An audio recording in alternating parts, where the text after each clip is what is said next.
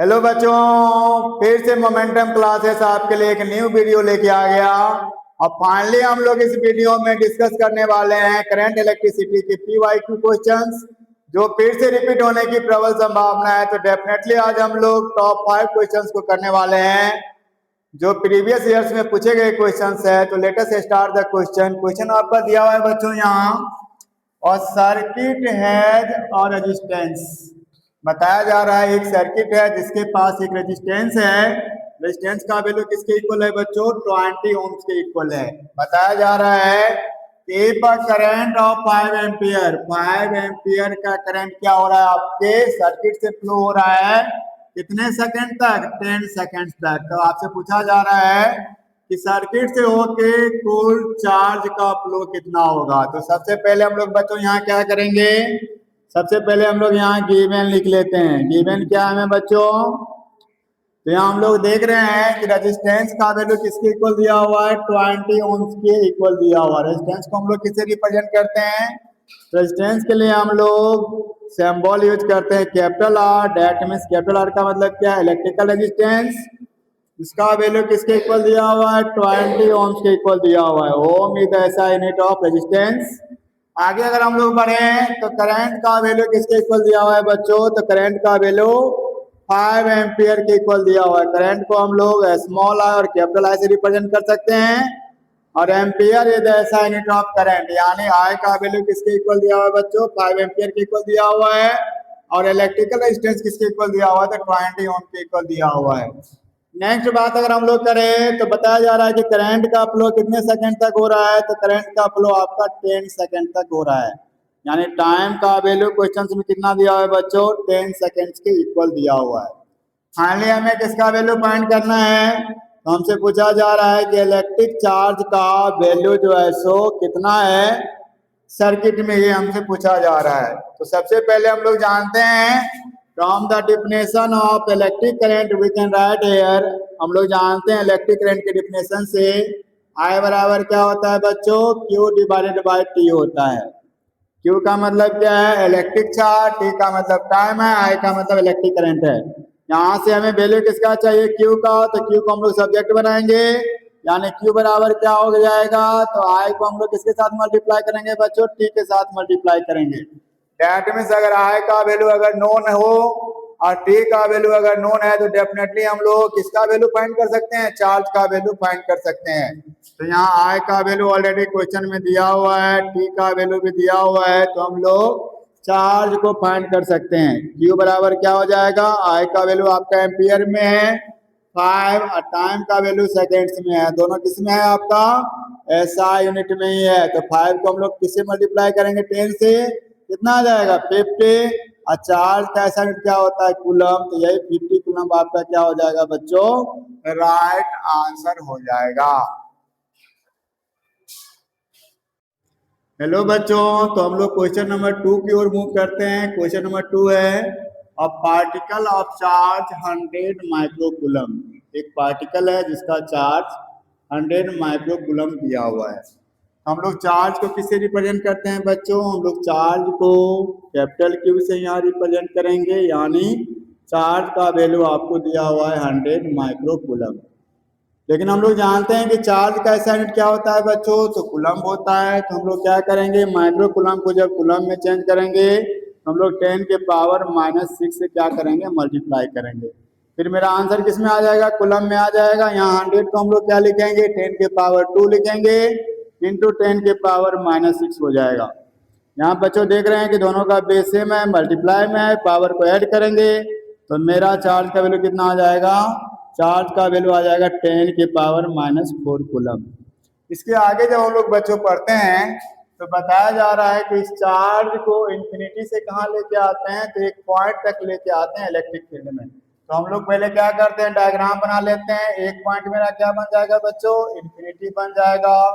दूसरा पॉइंट मेरा क्या बनेगा बच्चों? पॉइंट P होगा, जहां तक हमें चार्ज को मूव कराना है।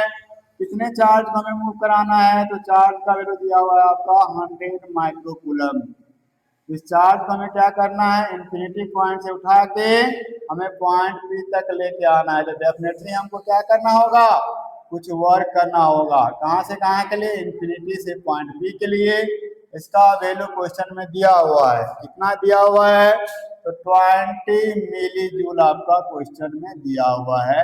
कितना हमें वर्क डन करना पड़ रहा है। हम मान लेते हैं पॉइंट इन्फिनिटी का पोटेंशियल कितना है आपका? बी इन्फिनिटी है।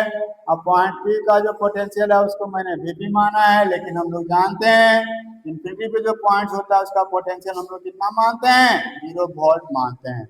और हम लोग पोटेंशियल डिफरेंस के फॉर्मूला से बात करेंगे। तो from the definition of potential difference we can write here, final point मेरा पी है, इनिशियल पॉइंट इन्फिनिटी है। तो फाइनल पॉइंट के पोटेंशियल में से इनिशियल पॉइंट के पोटेंशियल को जब घटाएंगे तो मेरा पोटेंशियल डिफरेंस हो जाएगा। और इसका फॉर्मूला क्या हो जाएगा? Work done divided by charge. तो वर्क डन कहाँ से कहाँ के लिए करना पड़ा? इन्फिनिटी से पी के लिए। और चार्ज का जो वैल्यू है ऑलरेडी दिया हुआ है।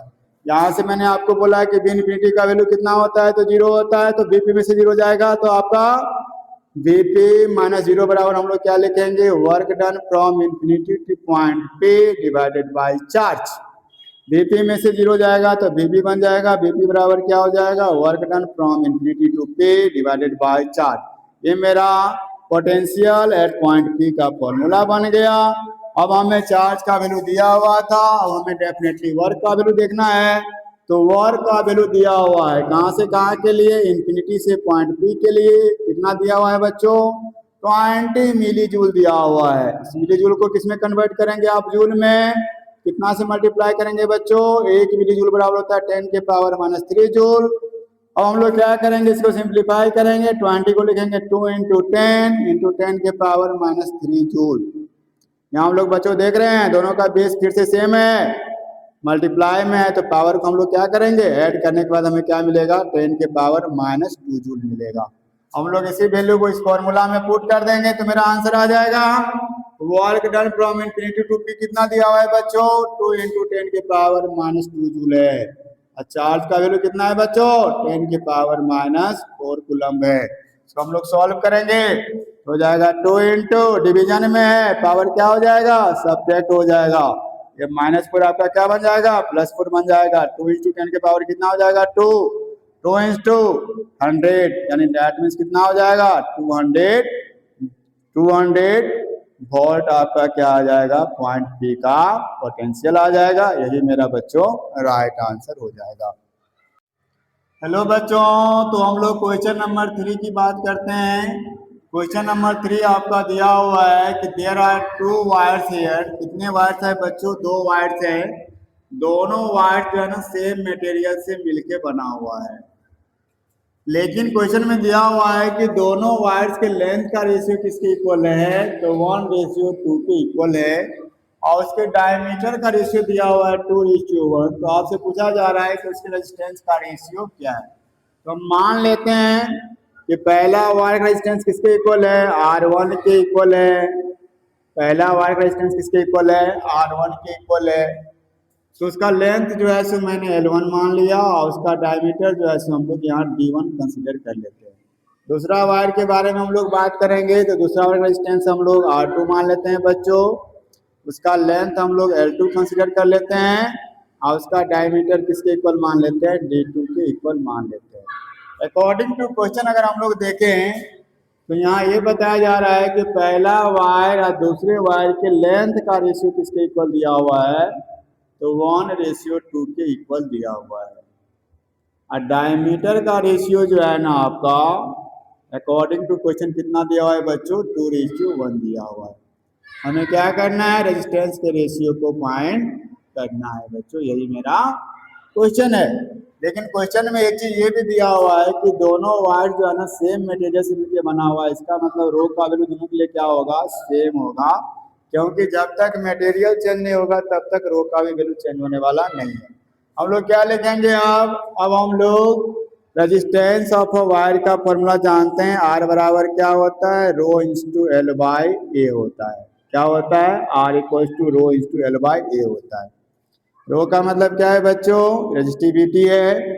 L का मतलब लेंथ है। A का मतलब एरिया ऑफ क्रॉस सेक्शन है। मैंने आपको ये बताया था कि जब भी रेडियस डायमीटर दिया रहेगा तो एरिया ऑफ क्रॉस सेक्शन किसके बराबर होगा? तो एरिया ऑफ सर्किल के बराबर होगा। यानी क्या होता है? पाई R स्क्वायर होता है। तो यहाँ से हम लोग लिखेंगे, तो हम लोग लिख सकते हैं आर बराबर क्या हो जाएगा, रो या आपका एल हो जाएगा। एरिया ऑफ क्रॉस सेक्शन की जगह पे क्या लिखेंगे, पाई आर स्क्वायर। आर बराबर क्या हो जाएगा, rho into L pi. Are का वैल्यू किसके इक्वल होता है बच्चों, आर डायमीटर का आपका क्या होता है, आधा होता है। तो हम लोग लिखेंगे d/2 का पावर 2।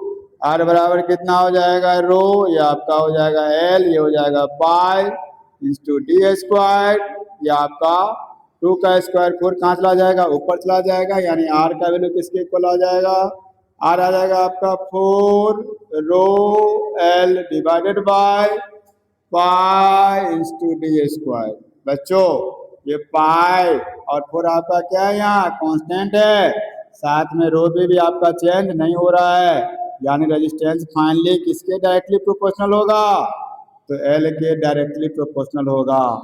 इनवर्सली प्रोपोर्शनल किसके होगा, स्क्वायर ऑफ डायमीटर के होगा। यानी आर का रिलेशन हमें यही लेके आना था, क्योंकि आपने यहाँ पढ़ा कि आर जो है ना एल पे भी डिपेंड करेगा और आर जो है सो डी पे भी डिपेंड करेगा। हम लोग रिलेशन लिखेंगे, R1 बराबर क्या हो जाएगा, R1 बट्टे R2 बराबर, यहाँ से अगर हम लोग रिलेशन लिखेंगे तो बच्चों L के साथ क्या है, डायरेक्टली है, तो हम लोग लिखेंगे L1 बट्टा L2। लेकिन डायमीटर के साथ कैसा है, इनवर्सली है, तो हम लोग लिखेंगे D2 का स्क्वायर डिवाइडेड बाय D1 का स्क्वायर, यानी हो जाएगा L1 बट्टा L2 इंटू D2 बटा D1 का पावर 2। L1 रेशियो L2 का वैल्यू क्वेश्चन में दिया हुआ है 1/2 और D2 रेशियो D1 का वैल्यू अगर हम लोग यहाँ से लिखेंगे तो D1 रेशियो D2 किसके इक्वल है, 2 रेशियो 1 के इक्वल है, तो D2 रेशियो D1 क्या आ जाएगा बच्चों, ये आ जाएगा आपका 1/2। तो वैल्यू यहाँ पुट कर देते हैं, 1/2 का क्या हो जाएगा, ये स्क्वायर हो जाएगा, यानी 1/2 इंटू 1/4 बराबर 1/8। यही मेरा क्या हो जाएगा बच्चों, रेजिस्टेंस का रेशियो हो जाएगा कितना, 1:8। ये मेरा राइट आंसर हो जाएगा। क्वेश्चन नंबर 4 है, what is the resistance of a wire. Wire का रेजिस्टेंस आपको बच्चों फाइनली फाइंड करना है, और वायर का लेंथ किसके इक्वल दिया हुआ है, 2 मीटर के इक्वल दिया हुआ है। रेजिस्टिविटी जो है इस मटेरियल का दिया हुआ है 10⁻⁸ ओम मीटर। इसका क्रॉस सेक्शन एरिया कितना है, 10⁻⁻6 मीटर स्क्वायर है। तो रेजिस्टेंस का वैल्यू फाइंड करना है, तो हम लोग गिवन करके पहले लिख लेते हैं। गिवन हमें क्या है बच्चों, यहाँ में गिवन है वायर का लेंथ जो है ना आपका 2 मीटर के इक्वल दिया हुआ है। एल का वैल्यू कितना हो जाएगा, 2 मीटर। रेजिस्टिविटी को हम लोग क्या बोलते हैं, स्पेसिफिक रेजिस्टेंस, ये आपका दिया हुआ है 10⁻⁸ ओम मीटर। एंड लास्टली एरिया का जो वैल्यू है किसके इक्वल दिया हुआ है बच्चों, 10⁻⁶ मीटर स्क्वायर के इक्वल दिया हुआ है। हमें आर का वैल्यू यहाँ से पूछा जा रहा है, तो हम लोग जानते हैं कि वायर का जो रेजिस्टेंस का फॉर्मूला होता है क्या होता है, आर बराबर रो इंटू एल बाई ये होता है। हम लोग वैल्यू को पुट करेंगे, क्योंकि हमें आर का ही वैल्यू चाहिए। रो का वैल्यू दिया हुआ है बच्चों 10⁻⁸, एल का वैल्यू आपका 2 के इक्वल दिया हुआ है, and area of cross section is given here 10⁻⁻6। ये बच्चा हो जाएगा 2 इंटू 10⁻⁻8 डिवाइडेड बाय 10⁻⁻6। यहाँ डिवीजन में पावर क्या हो जाएगा, सब्ट्रैक्ट हो जाएगा, -8 + 6 हो जाएगा, यानी 2 इंटू क्या हो जाएगा 10⁻⁻2। रेजिस्टेंस का यूनिट क्या होता है, ओम। यहाँ हम लोग लिख सकते हैं 2 इंटू 10⁻⁻2 को 2/100, यानी फाइनली आंसर कितना आ जाएगा 0.02 ओम आपका आंसर आ जाएगा। यही मेरा आंसर हो जाएगा। क्वेश्चन नंबर 5 है, a wire has a resistance of 5 ohm and length of 10 metre. Initial condition आपका बच्चों यहाँ दिया हुआ है। इनिशियल कंडीशन ये है कि वायर के लिए हम लोग इनिशियली अगर मान लेते हैं कि उसका रेजिस्टेंस अगर 5 ओम के इक्वल है, तो R1 का वैल्यू कितना हो जाएगा आपका 5 ओम के इक्वल हो जाएगा। ये मेरा इनिशियल कंडीशन है ये कब है बच्चों? जब लेंथ उसका किसके इक्वल है? ये 10 मीटर की इक्वल है। एक टर्म आपको क्वेश्चन में यहाँ दिख रहा होगा स्टिच टू। जब भी क्वेश्चन में स्टिच टू का टर्म रहे तो समझना आपको ये है कि फाइनली तो हमें न्यू रेजिस्टेंस R2 का वैल्यू फाइंड करना है और इसका लेंथ का वैल्यू क्या बोला जा रहा है कि डबल हो गया। 10 का डबल कितना हो जाएगा बच्चों? ये 20 मीटर हो जाएगा। हमें रेजिस्टेंस का वैल्यू फाइंड करना है। अगर स्टिच टर्म का क्वेश्चन में अगर यूज है तो R का रिलेशन जो है ना लेंथ के साथ कैसा होता है बच्चों? स्क्वायर ऑफ द लेंथ होता है। यहाँ से हम लोग लिख सकते हैं बच्चों R2 बटा R1 किसके इक्वल हो जाएगा? तो L2 का स्क्वायर डिवाइडेड बाय L1 का स्क्वायर हो जाएगा, यानी L2 बटा L1 का पावर कितना हो जाएगा? 2 हो जाएगा। L2 का वैल्यू किसके इक्वल है बच्चों? यहाँ 20 के इक्वल है। L1 का वैल्यू 10 के इक्वल है। इसका क्या हो जाएगा? पावर 2 हो जाएगा। 10 टू कितना हो जाएगा? 20। R2 का वैल्यू आपको फाइंड ही करना है। R1 का वैल्यू 5 दिया हुआ है, बराबर कितना हो जाएगा? 2 का स्क्वायर आपका 4/1 हो जाएगा, यानी R2 का वैल्यू कितना हो जाएगा बच्चों? 5:4 बराबर 20 ओम आपका राइट आंसर हो जाएगा। हेलो बच्चों, क्वेश्चन है steady current of 1 ampere. 1 ampere का स्टेडी करंट जो है सो कंडक्टर से क्या हो रहा है? आपका फ्लो हो रहा है। क्वेश्चन ये है कि नंबर ऑफ इलेक्ट्रॉन्स आपको कैलकुलेट करना है कि कंडक्टर के किसी भी क्रॉस सेक्शन से होके 1 सेकंड में कितना इलेक्ट्रॉन्स पास करेगा। तो हम लोग यहाँ गिवन करके लिख सकते हैं बच्चों, एम्पियर किसका यूनिट होता है? करंट का। तो आई का वैल्यू यहाँ बच्चों दिया हुआ है 1 ampere. The value of current is given here 1 ampere. We have to find the number of electrons, यानी एन का वैल्यू हमें यहाँ फाइंड करना है। एन क्या है मेरा? नंबर ऑफ इलेक्ट्रॉन्स यहाँ है। अब फाइनली बोला जा रहा है कि टाइम का वैल्यू कितना है आपका? 1 सेकेंड्स में आपको फाइंड करना है। तो हम लोग पहले नंबर ऑफ इलेक्ट्रॉन्स निकालने के लिए हमें क्या चाहिए? हमें चार्ज चाहिए। तो हम लोग यहाँ इलेक्ट्रिक करंट के फॉर्मूला से लिख सकते हैं, वी नो डेट I बराबर Q/T। Q को सब्जेक्ट बनाएंगे तो Q बराबर क्या हो जाएगा बच्चों? I/T हो जाएगा। I का वैल्यू भी 1 है, T का भी वैल्यू 1 है, यानी चार्ज का वैल्यू कितना आ जाएगा? 1 कूलम आ जाएगा। यहाँ से हम लोग क्या करेंगे? फॉर्मूला यूज करेंगे, Q बराबर N/E। E का मतलब क्या है? Charge on 1 electron. N का वैल्यू हमें निकालना है बच्चों। N बराबर क्या हो जाएगा? Q divided by E। Q का वैल्यू है 1 डिवाइडेड बाय एक चार्ज पे कितना इलेक्ट्रॉन होता है? 1.6 × 10⁻⁻19 कूलम। जब इसको सॉल्व करेंगे बच्चों तो आंसर आ जाएगा 6.25 × 10⁻18 इलेक्ट्रॉन्स। इतना इलेक्ट्रॉन्स मिलके क्या करता है बच्चों? 1 कूलम चार्ज का फॉर्मेशन करता है। तो यही मेरा आंसर हो जाएगा।